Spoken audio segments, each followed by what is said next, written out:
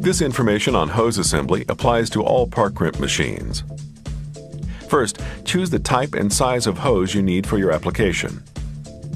Then select the proper fittings series, size, and configuration required for each end of the hose. Next, to determine the proper length of the hose, you first need to know the cutoff allowance of your fittings. Find the part number on the shell of the fitting you've selected. Then refer to the Parker Hose Products Division 4400 catalog or go online to parkerhose.com and use the part search tool. The B dimension you see listed will identify the accurate cutoff allowance. After you know the fitting's cutoff allowances, you need to subtract them from the desired overall length of your assembly. Let's say, for example, your overall assembly length should be 32.5 inches. You found that one fitting's cutoff allowance is 1 inch.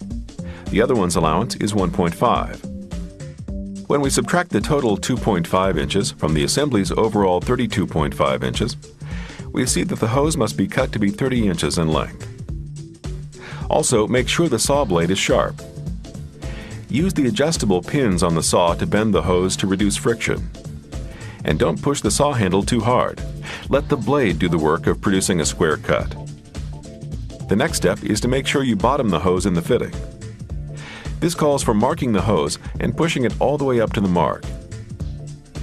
More tips on bottoming the hose can be found in the introduction segment of this program. When you're ready to learn more about your Park Crimp machine, return to the main menu to make your selection.